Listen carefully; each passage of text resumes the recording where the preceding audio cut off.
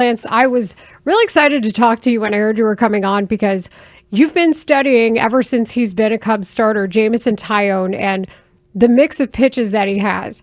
I am reminded of a couple years ago when he first introduced the sweeper and how that had negatively affected his other pitches. When you summarize that, and please do so for us in this discussion, how do you feel about what he's done this year to make everything sing the way he has with that kick change that he's added? Yeah. So the sweeper is like, I mean, it's this funky pitch where you're basically cueing curveball and you're allowing like the seams of the baseball to create the lateral movement. So it's become in vogue as the league and sharper teams in baseball have started to get a really good understanding of like how the seams of the baseball interact with the air. And I know a lot of people like go, oh my God, I don't care about this. But you know what? Like the most basic thing, and I like this idea. A lot of the time, two-seam and four-seam fastball are thrown exactly the same. Your cue as a pitcher is the same. Just rip it, right? You're trying to throw as hard as you can. The reason the two-seam moves to the right is this concept of seam effects.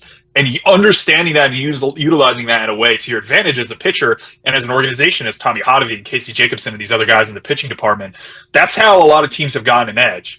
And I wouldn't say the Cubs are like the team that does the most crazy creative things. You know, the Yankees are probably in that vein this year, but the Cubs are definitely a sharp team. They put a lot of resources into a variety of these things, and the sweeper is a good example of that. And the kick change is also a good example of that. Taillon has always had, like, I wouldn't say a problem with left-handed hitters, but to me, that's always what I'm locked on every single year is like, what is he doing differently versus lefties? Early last year, it was like, let me move the fastball off the inner third of the plate, kind of play this like outer third game with the four seam and the cutter. And then when you look at it year over year, it was like, okay, we'd love to get more swing and miss versus left-handed hitters. The changeup was never that great. There's this new thing called the kick change, which is essentially this idea that you can like spike your middle finger on the ball. It allows the ball to drop more. And as a result of that, generally when you're chasing drop, you're generating more swing and miss. So it's kind of like a pure two-strike weapon for him. But I like it because if you have a hitter who is maybe has a bat path that lines up more with the curve, which is his primary lefty swing miss pitch, you could kind of toggle to the changeup, work it more down away, and it works really well. So he's a guy who's always tinkering. I know he's run into some lefty barrel problems this year, but I'm comfortable saying that he's like a 3 or a 4 in this rotation, and he's going to give you his 160 plus, and he's going to be a better than league average pitcher. And that's really valuable in the pitching puzzle, especially when you have a guy like Steele go down. Well, what do you think it says about the fact that he's been able to isolate in adding this new aspect of the kick change? And then also, as we've seen, he's brought back that sweeper a bit. Like that shows some improvement to me when it comes to just the pure pitching aspect. Well, he's a really sharp guy. Like, I really enjoy talking to him. He's probably one of my favorite pitchers on staff to talk through and just chat ball with. I ran into him at CubsCon. We had a good conversation and occasionally try to grab him in the clubhouse and chat. And I think he thinks about pitching in a really fun way. One that lines up on my side with the nerd stuff, right? Like, there's a lot of guys who are just kind of grip and rip it. And, like, might be great people, but from a nerd standpoint, you know, I don't often like get a ton of insight from them, and that's totally fine. But with Taillon, I tend to have really good conversations, and I really respect his time whenever I get it. And I just think he thinks of pitching in a really sharp way. You know, he went to Tread Athletics, this kind of third-party player development company this offseason, based out of North Carolina. They're like the innovators of this kick change that has now kind of taken over the league. And I think he's really receptive to things like this. Like he's very aware. You can listen in his post-game press conferences as well, which we put up on our Marquee YouTube and stuff. Like he's very aware of, you know, his deficiencies as a pitcher, where he needs to correct. And that gives me confidence that when he runs into something like the lefty barrel problem, that in a starter or two, he's going to clean it up. And he already has. Like his last 3 have been really good. I know he gave up that monster shot to Ellie, but Ellie's a very good hitter. So I think he'd even say, you know, he pitches how he did and gives up 1 tank to Ellie. That's probably a good start. Yeah, that was more than a monster shot. That was the moon shot's probably not the right word. Yeah. So that 117.4 miles per hour off the barrel is pretty strong. Speaking of development, guys who are tinkering with things, this is more of a mental thing. But hearing Ben Brown after his appearance, not a start, although Craig Counsell technically said it was the best start he's had all season, even though he came in the second inning.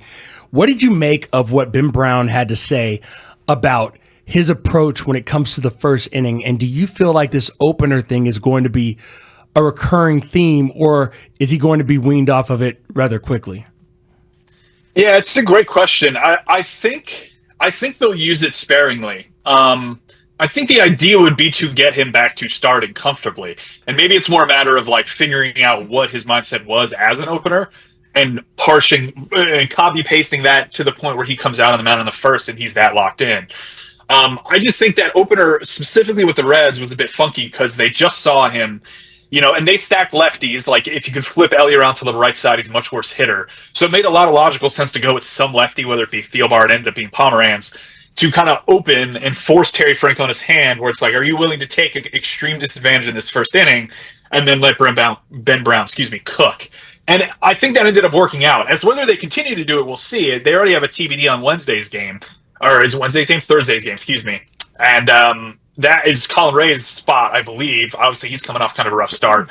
Maybe they do it again. Like, I don't know the Nationals lineup at the top of my head in terms of where you'd want to flip guys, but it could be a similar scenario where, okay, James Wood versus lefties. He crushes lefties. You'll probably take the platoon advantage there slightly.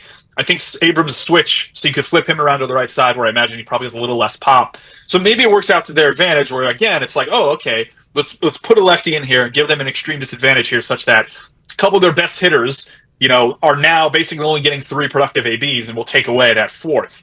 That's kind of the thought process around the opener, and I think the byproduct of that is kind of the mental side, as Brown talked about, where it just locked him in, and he's also a really cerebral dude, and I just wonder whether it allowed him to kind of take a deep breath, and it worked. And kudos to the department for bringing that up and pushing it in that direction. I don't know how many teams would be comfortable with that. I feel like the opener was the thing a couple of years ago. I wouldn't say it's like died off. The Tigers are going to see this weekend. Did it a ton last year and used, piggybacking bullpen guys, etc. But yeah, it's a sharp move by the org. Lance Brozdowski, Marquee Sports Network player development analyst, joining us here on Rahimi Harris, talking about the Cubs and all the guys trying to do different things as they get ready to head out on a 9-day, 9-game road trip. They've won 14 of their last 18 games, 6 of their last 7.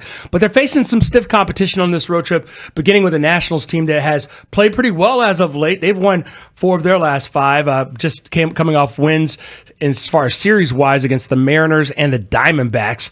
I'm looking at really this Michael Busch question, because we've been advocating here on Rahimi and Harris that this man needs to see more left-handed pitching. Cliff Floyd has too. Yeah, Cliff is also Cliff bears the torch. Listen, he's in that camp. He knows better than us, just from a handedness standpoint, if you will, and obviously a Major League Baseball standpoint. Lance, what is it going to take for him to start getting starts against lefties? The numbers bear out that he can hit lefties. Yeah, this is a tough one. So I run into this a bit, it goes to a larger discussion I was having the other day with Cole Wright in the Marquee Studios here about, like, clutch, the element of clutch. And this idea that, like, I think of clutch as, like, okay, if you're a 280 hitter and you hit 280 in clutch situations, you're just who you are in that spot. As to whether you can ever get a sample large enough in clutch situations to be like, wow, this guy plays up, and we see it over 2 to 3 to 4 to 5, 6 years, where it's a large enough sample where you're confident and then projecting forward, is a bit different of a story. Whereas, like, I think we generally view clutch as like this element of the guy did it once, therefore he is clutch going forward. The data doesn't necessarily back that up. And as you see a lot of departments operate in the way that they don't totally believe that data is predictive, for example. And I'm using this metaphor here, analogy, to bridge it back to Busch in terms of lefties. It's the same concept where you run this weird gambit of, okay, most of the time we know that, like, lefties have a disadvantage facing other lefties. And to the extent that Busch, he hasn't been totally productive, in my opinion, versus lefties this year. He's got a 494 OPS. So you put that on the table and you go, okay, like, this is what we have. I know he hit him a little better last year, but this year he's not hitting particularly well against them. So you then get to the angle of, like, okay, are we confident that by giving Busch more ABs versus lefties, he will then improve and get to the point where he's maybe 100 WRC plus, so a league average hitter, and then that makes us more confident going forward and actually playing him versus other lefties? I guess the question is, Lance, how do we get to that point if we don't give him a chance? I going off his career numbers, and then yes, maybe not as good of late, but he has to get the opportunity to prove it, right? Yeah, the argument against your data collection is you would measure regression of others rather than consistency of one. Consistency would argue that it is therefore valuable.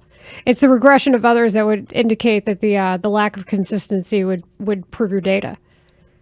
It's true, but the other angle is, like, okay, is his swing just not going to work versus left-handed pitching? Like, that's the angle here. It's like Tucker is an exception where he's incredibly good versus left-handed pitching. PCA is a great example of that.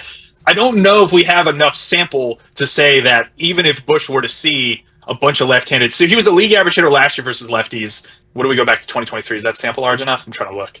Not enough big sample there. So you have like two sides of the coin here. I'm not totally convinced that if he sees a bazillion lefties, or not a bazillion, let's say he gets like 200 plate appearances versus lefties throughout the course of the season, and he's a 50 to 70 WRC plus guy. Like, that's a massive hit when you're facing other left-handed pitching, especially when you go Friday and face Skubal, you know what I mean? So maybe it's a matter to me of like lining him up against specific lefties where you maybe think he has more of a shot. But I think teams are always going to operate from the standpoint of like, this guy has some bit of a disadvantage. I would imagine they're not just going off the fact that he isn't good versus lefties. There's probably something they're looking at in the underlying data that suggests to them that even if we were to give this guy 300 plate appearances versus left-handed pitching, he would be better. That's my struggle, is like assuming that, because the angle would be in 3 weeks, he faces a bunch of left-handed pitching, he's terrible. And then it's like, okay, it didn't work, and you were at a disadvantage. Now, because the offense is so good, maybe you allow yourself a chance to be more aggressive in these situations. But I'm just not totally convinced that it would work in the sense that, like, he just needs more ABs, and then all of a sudden he'll be great versus left-handed pitching. Yeah. He slugs down in. I don't think a lot of lefties are going to throw him down in. He's going to be elevated where he doesn't cover as much as down in, and he's also going to be swept away where, again, he doesn't cover as much as he does down in. So, like, if his swing is grooved to cover down in, I'm not totally convinced him facing lefties all of a sudden will allow him to cover sliders away and sweepers away and stuff. So I struggle a little bit with the idea that he'll just get better versus lefties by seeing them more. I know that's counter to like the intuition of just letting him try it out. I think it's great conversation, Lance, and that's part of what makes what you do so valid. Is that the next question is, if that's the case, then how sustainable is it for the Cubs offense when the margins do matter, when they're not 15 games above 500, when they are fighting for playoff contention? How sustainable is it to continue to platoon the way they are between him and Turner? It's a great point. I mean, the problem to some extent is probably Turner's production overall, right? And it's like you look at like Johnny Long and some of these guys down at AAA and you go, oh, would he be better? And I know that like Turner brings a lot of elements of the intangibles. And like, I think that's incredibly important, even as a data guy. Like some of those elements I think are irrefutable in terms of what they can add to a clubhouse. So that's a great question. I don't think I have an answer for you. I think that the Cubs are going to probably take another 2 months to figure it out and then get to deadline time and realize whether they, you end up in a playoff situation where you're facing a left-handed pitcher, Busch probably doesn't start that game if it's a good lefty, and then you can use him as a pinch hit tool late. But then are you confident in what Turner can do from a plate approach standpoint to actually put up a marginally better WRC plus than a guy like Busch in that spot? I fortunately don't have an answer for you in the sense that like it's going to be definite. I think the Cubs will tell us their confidence level in that by what the roster looks like on August 1st. Well, as cop out of an answer as that is, but they're going to tell you through their actions as opposed to what they're saying, and I think that's the reality of a lot of sports. Makes sense. Well, and to add on what you're saying, you know how important the offensive production is now at a first base in baseball, especially when you consider what's happening at third. So that I feel like if we've got that data, so do they, right? So that's part of this equation too. Yeah, no, it's a great point. I mean, everyone is using all of this information to try to optimize their lineup as much as possible. And I think that it gets back to the Busch point of like, they're looking, I'm just going to defer to what they have on the swing data and approach standpoint stuff, to the point where it's like, well, maybe give him some lighter lefties, but like if he faces Skubal and some of these other guys, like it's a disadvantage to our team to be able to do that. And I don't know, like as to whether that's correct process around a guy like Busch, who has been an incredibly productive hitter and looks like a slam dunk acquisition for the org right now. I'm not entirely sure, but I think that matching him up in spots where he can succeed is probably the premise they're leaning on. And so far it's working. And I get that it seems like he should face more lefties.